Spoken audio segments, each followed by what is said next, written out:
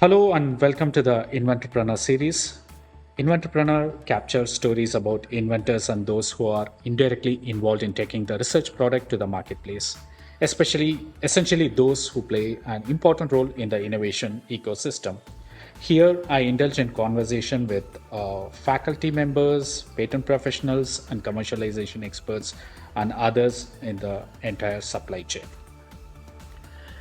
Today, I'm excited and elated to have someone whom I have been following on LinkedIn, who regularly posts latest happenings in the world of patents. And of course, I'll be sharing his LinkedIn profile in the show notes as well. And I know him through LinkedIn, and I'm extremely thankful to Mr. Amit Taylor for accepting to be here on this Inventorpreneur series. Welcome to the show, Amit. Thank you, Venkat. Thank you. Let me briefly introduce Amit to my listeners. Amit received his bachelor's and master's in pharmaceutical sciences and moved to law school to obtain his LLB degree. He has worked in pharmaceutical company both on the bench and also on the legal side. Currently, he is the global IP manager at Cadila Healthcare. Yeah. Um, so, Amit, I hope I captured your career path, but feel free to introduce yourself, how you got here, and your career shift towards patents for my listeners. Yeah. Thank you, Venkat. Say, after completing my master's in pharmaceutical chemistry from Naipur, Mohali, I went on to join Glenmark Pharmaceuticals as a process chemistry researcher, as a research associate, and I worked on the bench for 1.5 years. Then I got an opportunity to join Zydus in the IPR department, and after that I joined Zydus, and past 8 years I have been with Zydus in the IPR department. So Zydus is my first as organization as an IP professional, where I have grown right from the bottom to here up till at where we can discuss something on IP. Thank you, Amit. And Yeah. with that, let us directly jump into the core discussion. And of course, Right. our discussion is going to be focused on IP related issues, especially around COVID. Considering that we are in the middle of this pandemic, maybe let me start off by asking you this. There is a short supply of vaccine currently, and this is partially due to the export restrictions by the US government. Of course, at the time of recording of this podcast, they have released the constraint. So they have released this restriction of export of raw materials in the manufacture of vaccines. If every country is thinking of securing their resources, does international law allows that? What are your views on that? Yeah, Venkat, thank you. There are provisions in the international treaties where the countries, they can impose certain restrictions on a temporary basis to in the case of certain local emergencies or fulfill their local requirements or something. But those are transient. There are provisions in the GATS and TRIPS also. Okay, so basically, you know where I am getting at with this. Yeah, yeah, I- yeah, yeah. India has been a big proponent of IPR waiver, along with South Africa back in October 2020. Right. 20. They Yeah. yeah 20. They suggested other signatory members of WTO to waive off the Right. IPR rights as part of the TRIPS agreement. So Right. basically, can you tell us what exactly is the TRIPS agreement and why not every country is not adhering to this? Can you give us some sense to this? So TRIPS we will currently stick to this waiver provisions only, like waiver and export restrictions only. When we say that waiver provisions, so under TRIPS, when every country is the signatories, they are bound to respect the IP protections, and they have to protect the IPs from the even foreign organization, foreign governments also. But under this provision, the proposal that came for the waiver of IP was like they waive that patent, not only patents but broadly IP provisions of the TRIPS, so that the informations can be shared or passed on to further manufacturers, and they can ramp up the productions and all. And right. And so does it apply only during the emergency? And is it a permanent or a temporary waiver? No, we see waiver, as this is it's a temporary measure till the pandemic say subside kind of. Got it. Got it. So it is until the pandemic is there. So Yeah. they have to waive off whatever IP rights they have over a patented product. And once the pandemic subsides, then they have every right. The patentee has every right to They write back. Yeah, impose they got the right. impose their Yeah, yeah. rights on Enforce it. it. Right. Yeah. Right. Maybe, of course, I'll reserve this question to the later part. If India being a big proponent of the IPR waiver, and did India still follow that IPR waiver is something which I wanted to ask, but I'll ask you at the later stage. Maybe let me jump into the important aspect of this, which is into vaccines and the patent ownership. So before I ask you about the Indian vaccines, let me give a brief picture of the vaccine across the globe, at least some of the important vaccine. For example, Moderna, they were the pioneers and they kickstarted the vaccine program back in May 2020.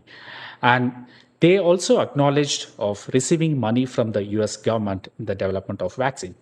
And Pfizer, on the other hand, they collaborated with BioNTech and they developed the vaccine based on mRNA technology. And they did not acknowledge receiving any support from the US government. So this is the picture we have. Now, if we go to the Indian vaccine, so which Yeah. is the origin is from Oxford. So basically, Oxford they developed this vaccine, which was funded by the UK government, and they had a non-exclusive license agreement with AstraZeneca.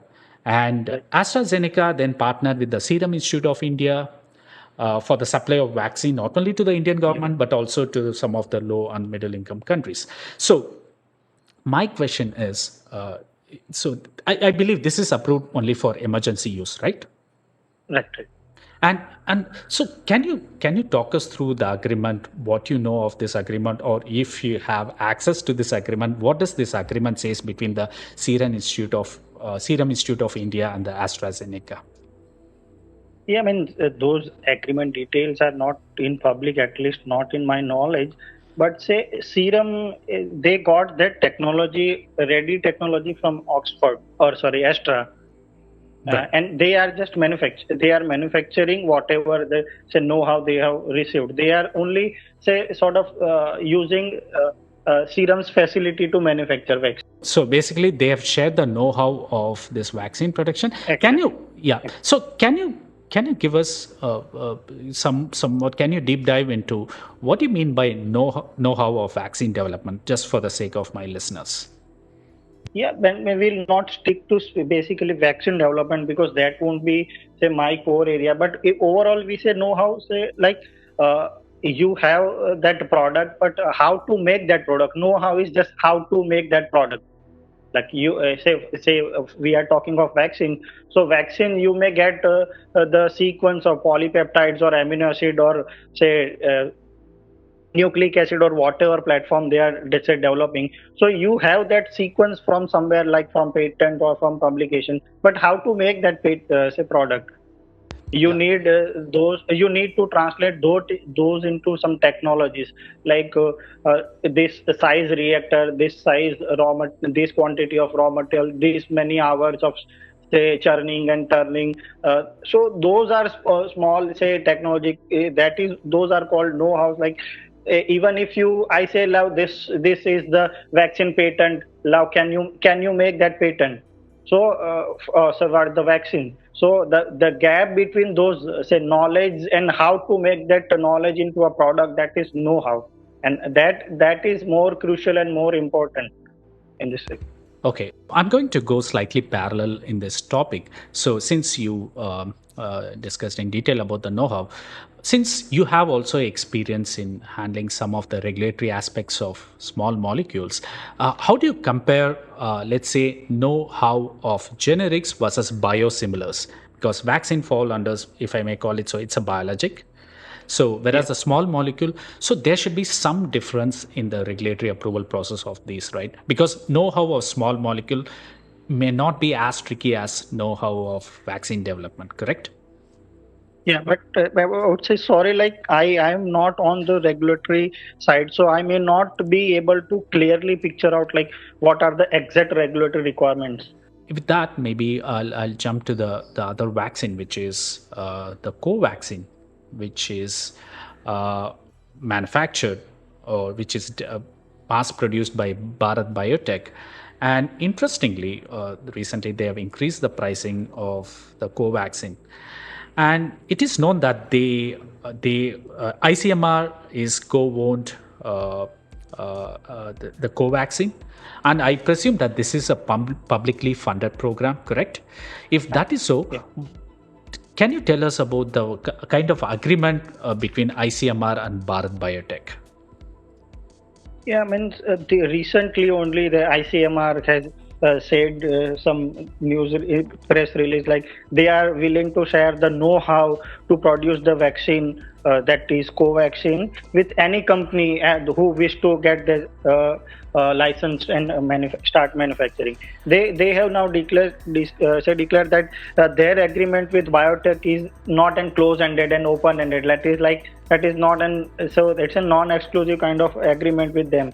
So not only Bharat Biotech, but anyone who wish to or who has interest in manufacturing or who have this capability, they can come to ICMR, and ICMR will grant as many license to them if as many manufacturers they come forward. I mean, I understand because you posted this on LinkedIn yesterday, and in Yeah, fact, this article they within the quotes they say it's open ended. So, can right. you tell us what they mean by open ended? Is it? I mean, do they refer to this know-how? Is it what they mean by open ended?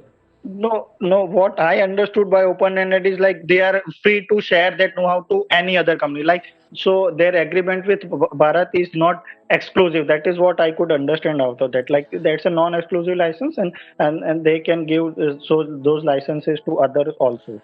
Right. But currently, Bharat is the only licensee. Yeah, Currently, Bharat Biotech is the only licensee, and also maybe a week back or so, I read that they have also given the permission to Hafkin Institute, right, for the yeah, manufacture yeah. of Covaxin. So basically, right now, so you have two players. Just I would add to that also, Sure. like not only Hafkins, like as per some yesterday report, there are Indian Immunological Limited and Bayer Immunological and Biological. They are two are also on board to manufacture Covaxin. Like, but what kind of say agreement with them? Most probably they are also only manufacturing agreement like Biotech, Bharat Biotech only. But this is also further development. In addition to Hafkin, there are two more say manufacturers.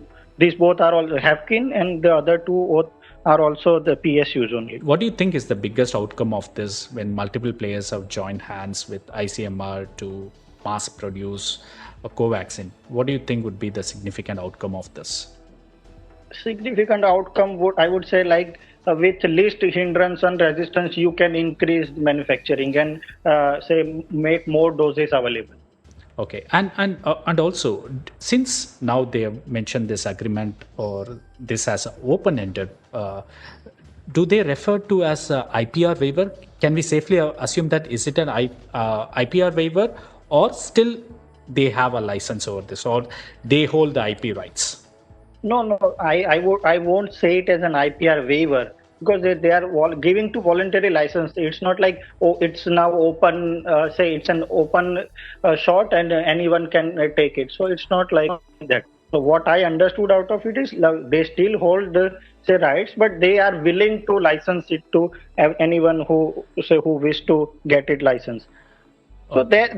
they would seek some royalty also. Like they said, like Bharat Biotech is say will pay 5% on the net sales to ICMR. So so most probably that would be that would stay as a standard rate, I presume, for everyone.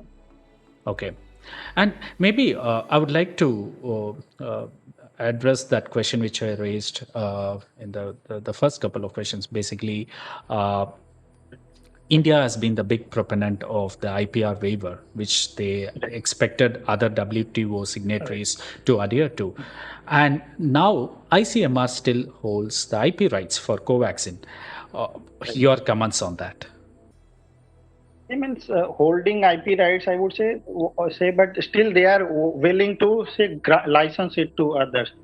like so releasing IP rights and making it open, that say, and licensing to really say capable manufacturer, so there is a better ways, like why, I mean, I cannot say like there is something bad in holding an IP or bad in releasing the IP. So Right. at the ultimate, the aim has to increase the availability of the vaccines or the medicine.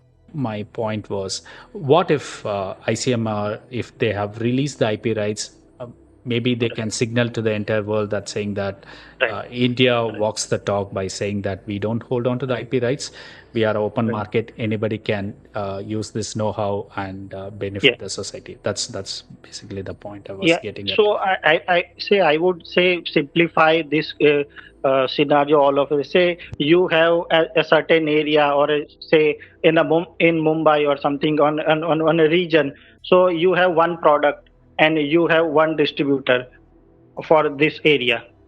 Like so that distributor knows I am the only one to distribute in this area, so he can say invest those money in that area. But if he doesn't know how many others are say working in the same territory on the same product, so there are skepticism. Like say we take this example of vaccine. Like currently we know biotech, Bharat Biotech is the only manufacturer. So someone else wants to come into the picture. So he knows that Bharat Biotech is the only competitor.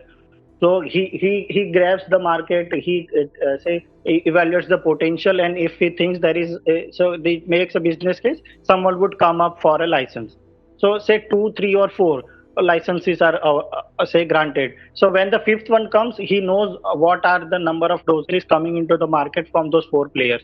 So the fifth one will also take this analysis, and he would say whether where there is a room for me or not. But we take the other scenario, like the say ICMR say anyone wants to make, they can make and sell.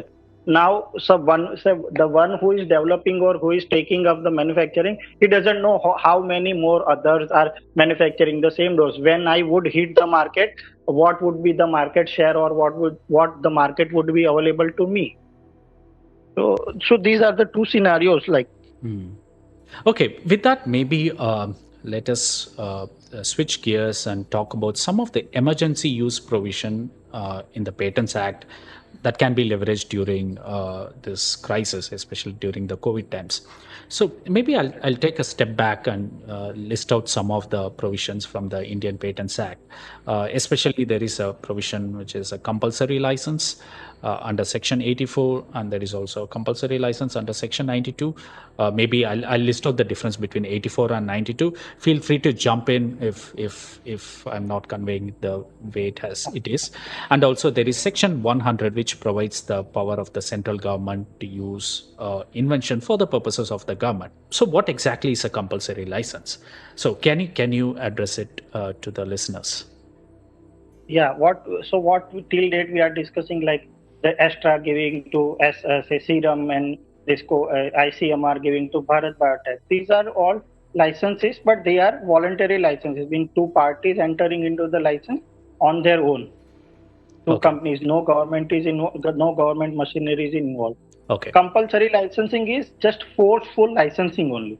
Okay. Like if you are not willing to license your patents, Okay. government would force the patentee to license the patent. So that is the basic difference. Okay, so maybe I'll add the difference here just to make this point. Under Section 84, basically, after once the patent is issued, 3 years after the patent has been issued to the patentee, any person interested can apply to the patent Right. office under three different criteria. One, if the patented product is not reaching the society at the affordable price, or if the demand is not met at a considerable, if the demand is not met by the Yeah. patentee, these are the conditions under which a compulsory license, any person interested can request the patent office Right. to give them And a third one compulsory is license. yeah, yeah. Third one is the when the invention is not worked in India at Correct. all. Like Correct. When the yeah, invention is not even worked in India. Just to contrast this with the Section 92, Section 92, there is no time limit. anytime after the grant of the patent, if the government realizes there is a national emergency, like what you're seeing right now, there is a health emergency, the government can issue a notification in the official gazette uh, uh, saying that there is a national emergency, and then upon issue of this notification on the official gazette, any person interested can apply for this compulsory license. So that is section 84 and section 92. So with that, Amit, can you give us a brief history that you may know of the compulsory licenses that have been issued in India before we jump into the actual COVID cases? Right, right. Thank you. Like history is, say, I would say very short and sweet. Like there are till date there are only one compulsory license has been granted, and that is to Natco Pharma for the Bayer's Nexafar Sorafenib. Then after that, two applications have been rejected. So if we go in detail, like Natco, the Bayer's Sorafenib was, say, Natco put on the data on board, like say only 2% of the needy patient population was having access to sorafenib, and that was, and the 1 month treatment cost was somewhere around 2.83 lakhs per month. That was the cost, and that is hardly, say, affordable for anyone in India. Right, right. And the other was like so this you're talking about the Nexavar case, correct? Right. Okay, yeah. Yeah, and so and the third was there was hardly any local manufacturing, or almost no local manufacturing, and everything was imported in the territory. So Natco made out the case. Even they tried to get say voluntary licenses from Bayer also, but that also failed. And then they put up this case for compulsory license. Like if we go back to those conditions of Section 84, like reasonable requirement was not met with, because only 2% of the patient population had access to it, and that was also not at a reasonable price. Like it was hardly affordable even for those 2%. Also, it was hardly affordable. So how many of them could afford? It is not available.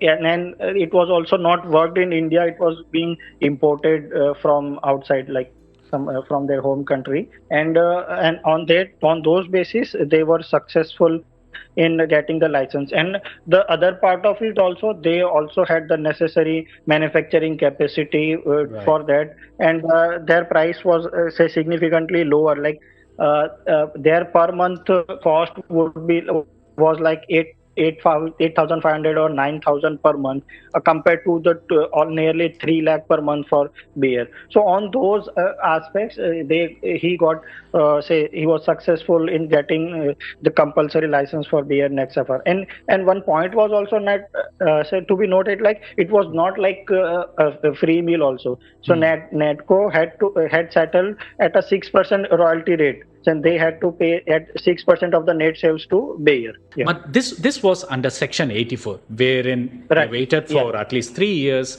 and there was no emergency, unlike the current situation, and it was filed under Section 8. So the next case was this was an unsuccessful attempt by BDR Pharmaceuticals. Yeah, BDR for Dasatinib. Yeah, against so Bristol. in Dasatinib case, in Dasatinib case, it was like so the controller held that BDR failed to make even the prima facie case. Like they didn't even make any credible attempt to produce a voluntary license. So here again, we remind, like a compulsory license is the only last resort. Means you have to say under 84 also you have to get through the voluntary license process, and there has to be, say, reasonable, say, negotiation with them, and if those fail unreasonably or miserably, then only you get to the compulsory license stage. So the Dasatinib was also, say, based on that also. And second was issue was like, and this BDR didn't have necessary say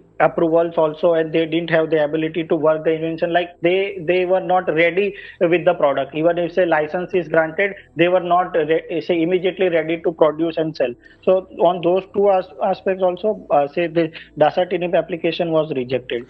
And third was Lee Pharma. That was recent, I would say, in 2015, where they tried to get license for Saxagliptin. Yeah, DPP. But again inhibitor. Here, a DPP-4 inhibitor for anti-diabetic.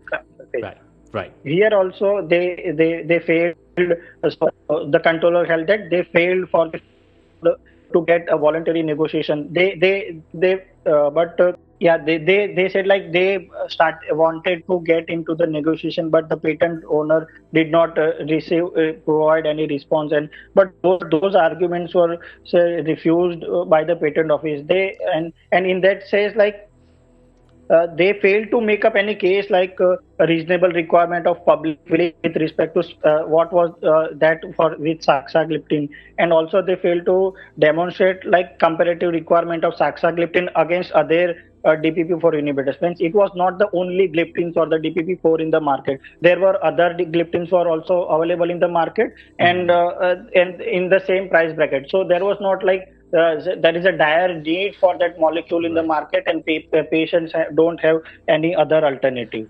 Right.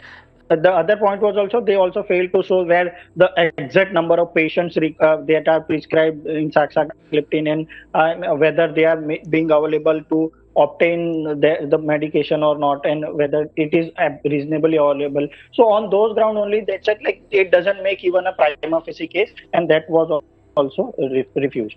Yeah. So going back to the Nexavar case, who fixes the royalty that has to be paid to buyer in that case? Who fixes that amount? What percentage of the royalty has to go to buyer? Is it the patent office or who decides that?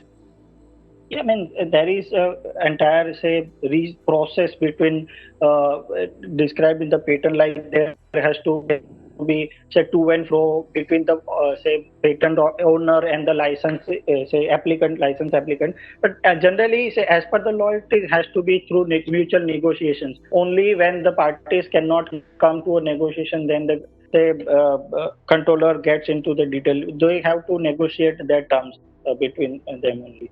And I would say like this: if we say whatever say public information available in this kind of licensing agreement, this 5% or 6% or 7% is the overall say royalty rate we see under these kind of agreements. So far, all the compulsory license, either which was successful or not so successful, were entirely on Section 84. Was there any case where Section 92 was imposed?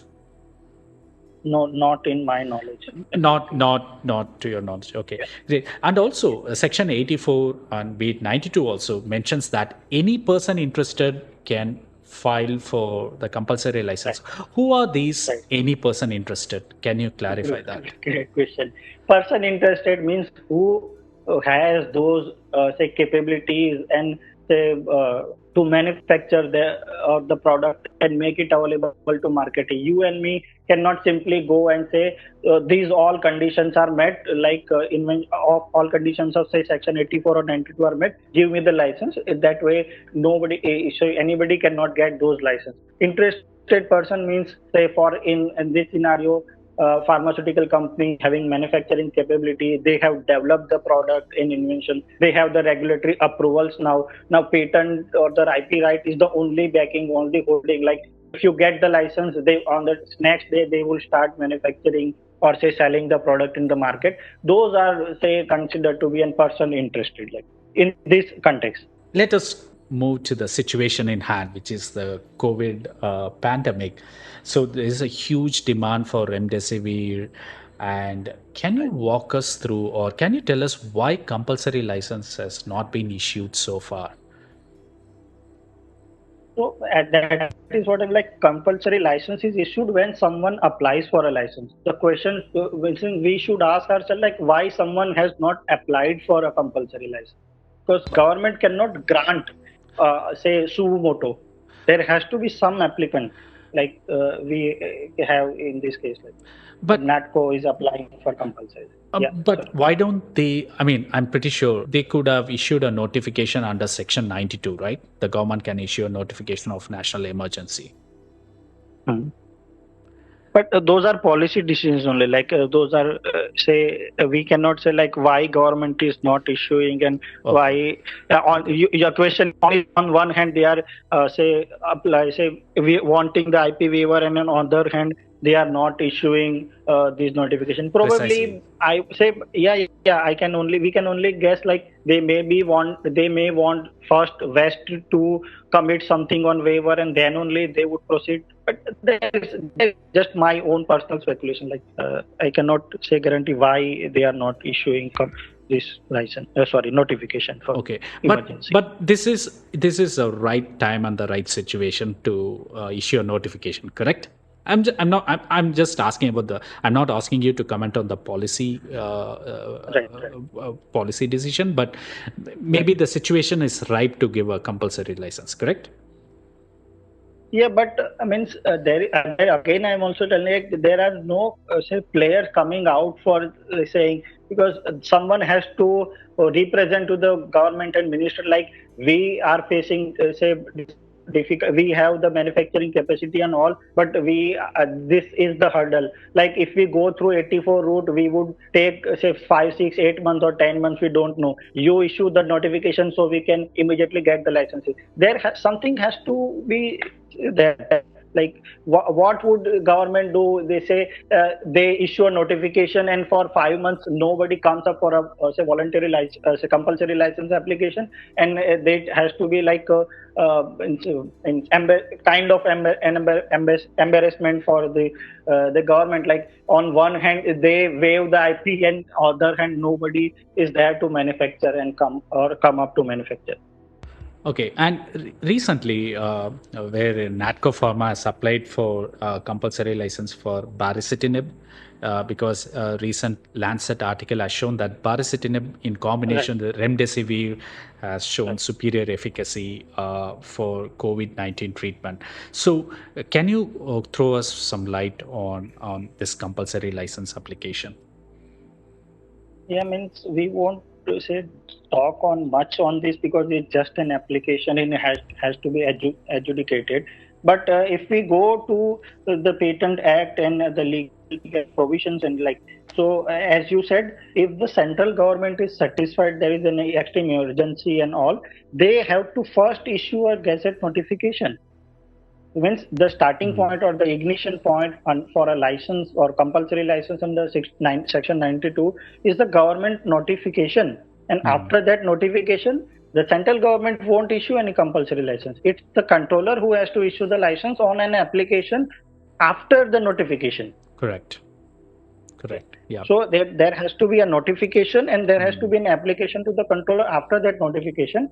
And if there is a notification, the controller can immediately grant a license provided other conditions are met, like they have the capability, they have the approval and all, and if the license is applied. But in that case also the patentee, the patent holder has to be informed and he has to be compensated. Correct. So only this would waive the requirement of 3 years and the negotiation. Okay. Under section 92. Yeah.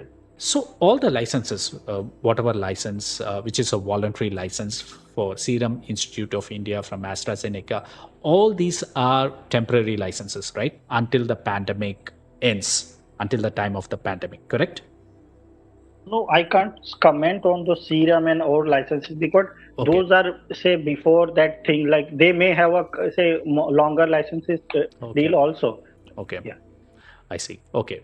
But ideally, whenever these licenses are given, it is for the temporary period of time because looking at it from the company's point of view, they have invested a lot of energy and resources into the R&D setup. So maybe they may want to reap benefits out of their research setup also. So they may want to see beyond the pandemic terms also.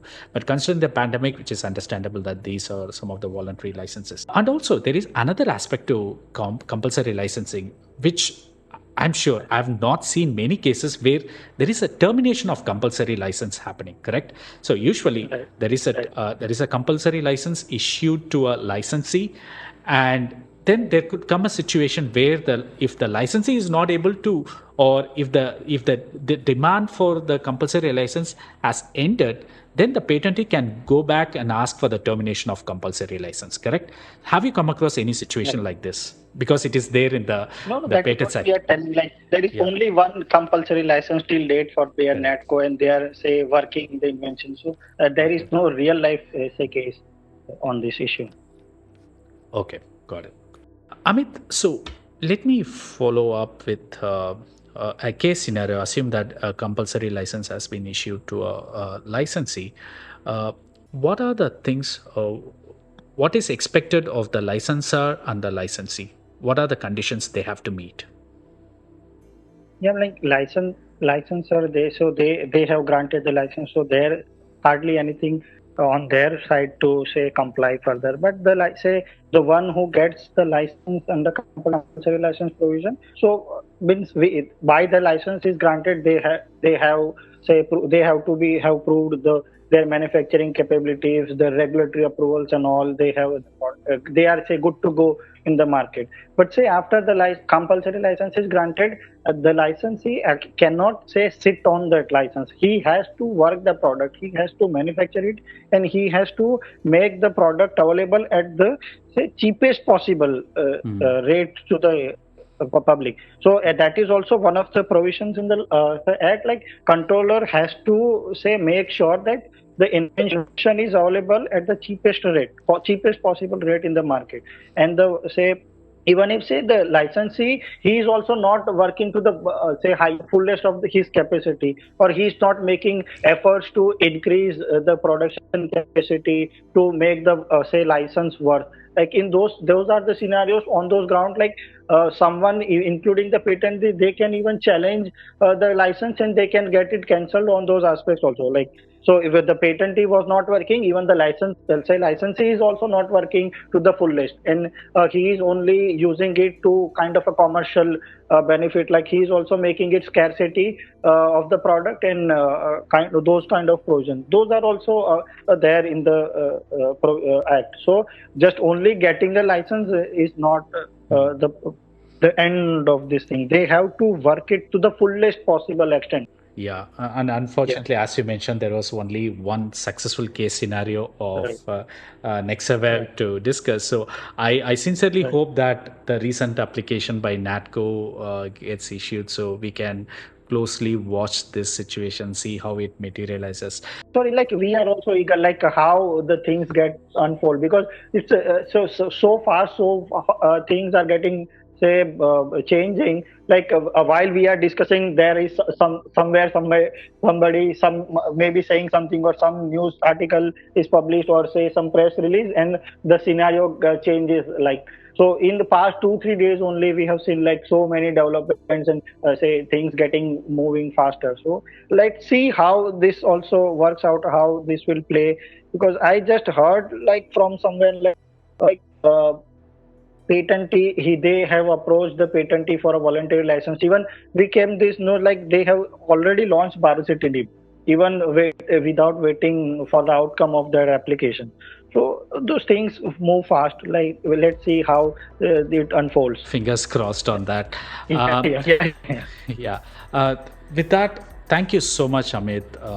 Thank you so much. I'm pretty sure that listeners have gained a lot of insights from this IP discussion. And I really appreciate you joining me and taking your time to discuss some of the IP related issues due to COVID. Thank you so much, Amit, again. Yeah, thank you, Venkat, for providing me this opportunity to share something with others. Like this was also a very good experience with me. So you have been a great host, I would say, to arrange these things, and it was also a wonderful experience for me also. Thank you very much, Venkat.